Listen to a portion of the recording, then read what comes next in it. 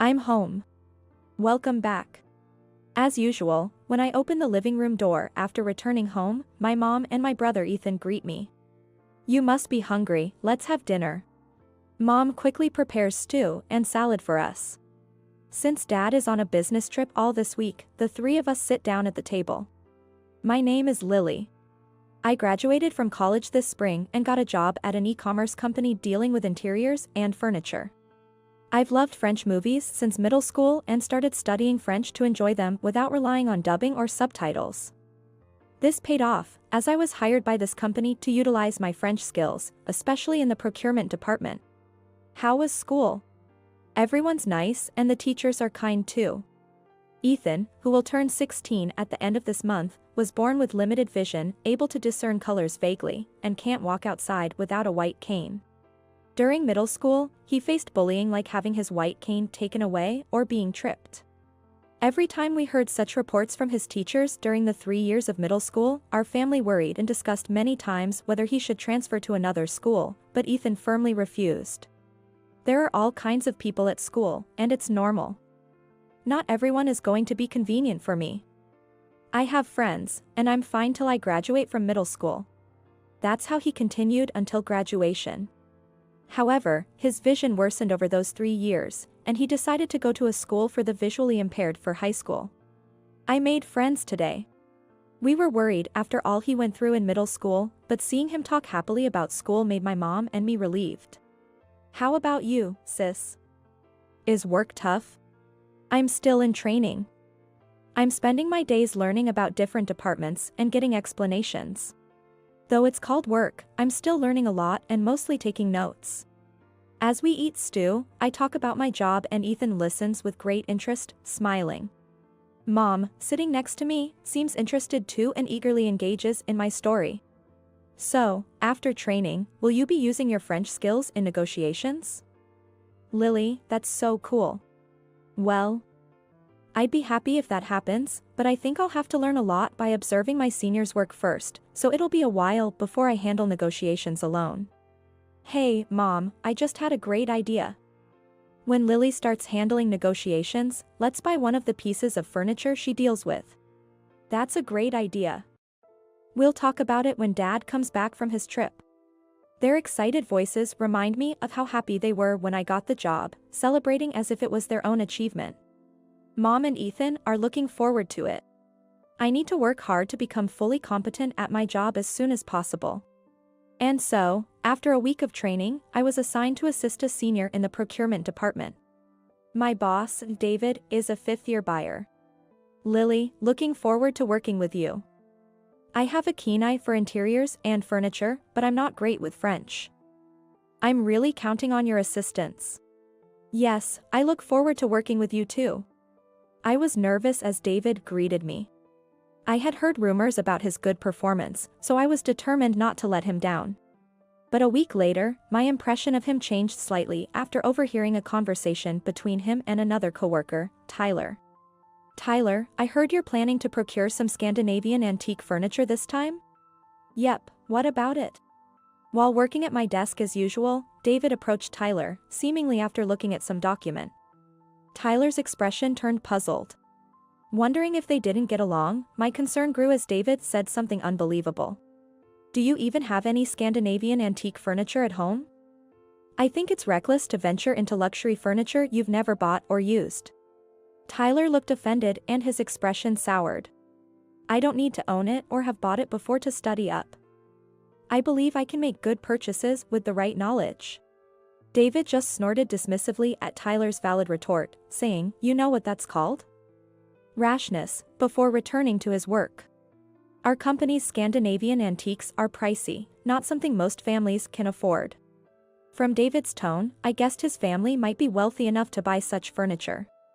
But there was no need for him to be so harsh. As Tyler argued, good purchases are possible with knowledge and discernment, even without personal buying experience. Still, my distrust towards David only grew, but I kept a neutral demeanor at work. 3 weeks after joining the company, a welcome party for the new employees was held. The venue was a nearby pub known for its tasty food and drinks. An hour into the party, with everyone loosened up by alcohol, conversations about hobbies and personal life began to liven up. People chatted in various groups when my peer, Ryan, joined David. "Hey, I heard your family owns a famous luxury hotel. What's its name?" David furrowed his brows at Ryan's question. "Sorry, I'd rather not talk about my family." But Ryan, seemingly tipsy, persisted, unconcerned by David's discomfort. "Come on. Why not? Just tell us." Once I mention the hotel name, people like you rudely ask for free stays or discounts, claiming camaraderie. "It's really annoying," David said, grimacing. The mood soured instantly with his words. Yet, he continued, unaware or indifferent. "It's like insects swarming to honey, constantly bothering me. That's why I've kept it secret and intend to keep it that way." Ryan, sobered up by David's response, apologized briefly before moving to another table. Perhaps David had dealt with people trying to take advantage of him in the past. And Ryan, driven by drunken curiosity, was wrong to pry into personal matters. But there was no need for David to be so harsh in a pleasant gathering. This thought sobered me up quickly. It seemed others felt the same, as no one engaged David until the party ended. After the party, I found myself heading to the same station as the department head, Mason. "Is working with David difficult?" Mason asked, looking concerned. I thought for a moment before replying, "It's fine. He's competent and not a bad guy. But sometimes he says things better left unsaid." "It's a shame, really."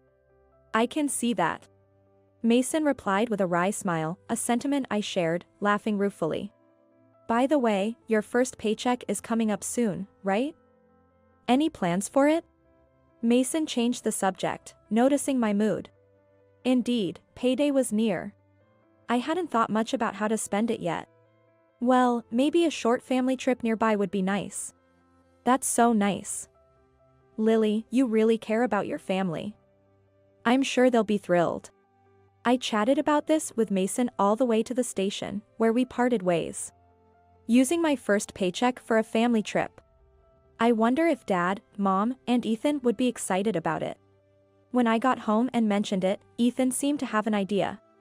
I heard from a friend that the Grand Hotel near the next station started an all-you-can-eat famous suites from around the world event last week. "It's not exactly a trip, but I've been wanting to go." "Oh, that's a great idea. You love sweets, don't you? Should we all go then? Maybe we can splurge on dinner at the hotel too?" Considering the budget I had set aside for a trip, having dinner there seemed feasible. When I suggested it, my parents exchanged glances. Unfortunately, Dad and I can't make it. We have to go to Kentucky this weekend. I suddenly remembered they had mentioned this plan. But if we postponed our outing by a week, the hotel's suites event would be over. It's a shame we can't go, but since Lily planned this and Ethan is excited, you two should go ahead. It was disappointing that my parents couldn't join, but as they suggested, Ethan and I decided to go by ourselves. On the much-anticipated Sunday, we took a taxi to the hotel. The suites buffet we reserved started at 1 p.m. We decided to skip lunch to save room for the sweets. The staff guided us to our reserved table and explained the variety of desserts available to Ethan as we enjoyed the buffet. Ethan is really knowledgeable about cakes. Whenever there's a sweets feature on TV, he listens and explains which state the bakery is in, whether they offer delivery, and other details. Today, he was especially delighted, finding many cakes and cream puffs he had wanted to try. It's such a joy to eat so many sweets. Totally. After filling up, we thought we might not be hungry for dinner, so we decided to take a walk in the hotel's rooftop garden. It was when we opened the large doors to the garden floor. "Wait, what?" I exclaimed in surprise upon seeing a familiar face. It was David. David looked just as surprised to see me. "Lily? What are you doing here?" "I came for a meal with my brother. We just came from the sweets buffet on the 3rd floor." David's expression turned stern upon hearing my explanation. "Really? And who told you to come here?" I didn't understand the meaning behind his sharp question. "Who told me?" My brother wanted to come to this hotel for the sweets buffet, so we made a reservation for dinner at the Sky restaurant. You made a reservation for the restaurant? Did you drop my name to get it?